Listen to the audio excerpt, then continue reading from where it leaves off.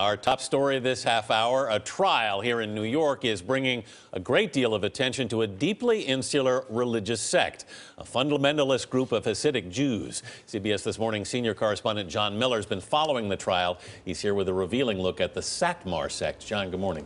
Good morning. Fascinating case. And it's a case that's being watched closely, Anthony, not just because of the allegations that a trusted community leader sexually abused a young girl he was assigned to help, but also because the trial has pulled back a veil, concealing the inner workings of a closed community. The trial of Nehemiah Weberman this week in New York is opening a window into one of the most insular and often secretive religious sects in the country. Weberman is accused of sexually abusing a girl from his community when she was just 12 years old. He's a member of the Satmar sect of Hasidic Jews, an old world enclave in Williamsburg that sits next to one of New York's trendiest neighborhoods, though the Satmars live in a world apart, largely shunning many aspects of modern life and following strict biblical laws.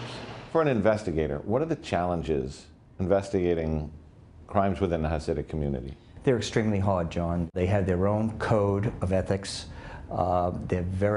They don't trust anybody that's not part of the Hasidic community. Retired NYPD Detective Wally Zine spent his career working in neighborhoods like Williamsburg, even once going undercover in the Satmar neighborhood in a bribery investigation. Everything that takes place within the community has to be done with the head rebbe or rabbi.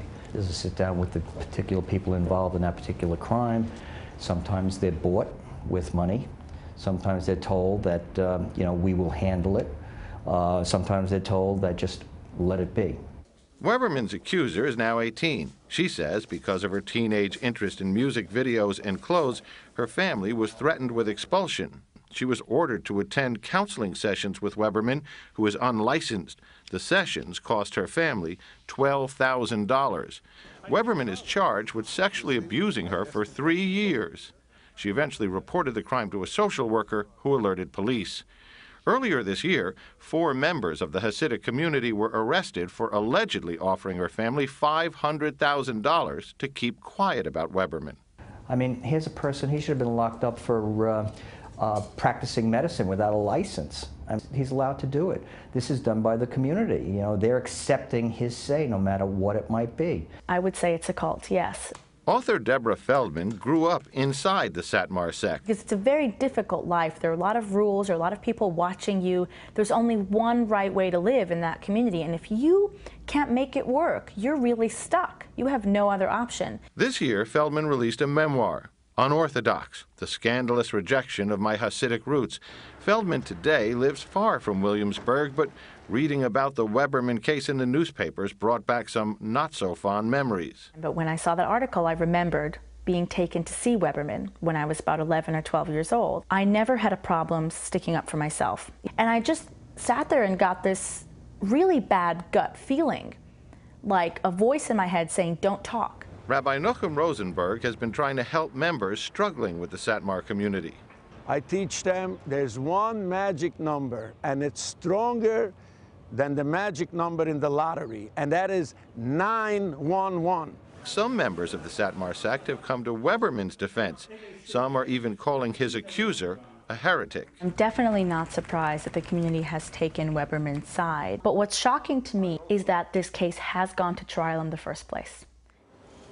Jurors began deliberating yesterday. The trial will resume Monday. And John, what's Weberman's defense going to be here?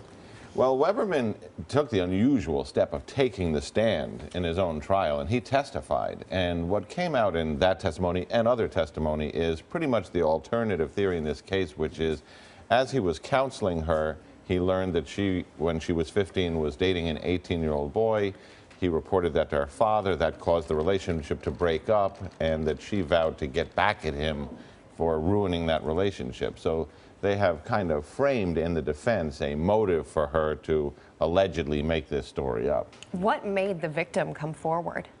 Well, this is a community where victims don't come forward, and when they do, there's tremendous pressure. And there are other Hasidic communities in Brooklyn that have similar rules about you handle problems internally through the Grand Rabbi and others.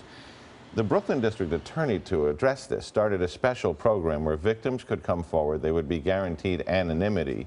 And the controversial part of the program was, they said, so that the community would be more amenable to it on the level of the community elders, that the accused would be guaranteed a level of anonymity. They wouldn't announce the investigation or the arrest or the trial or the conviction, that the press would have to find their way to it themselves, when outside of that community, of course, they announce all of those cases.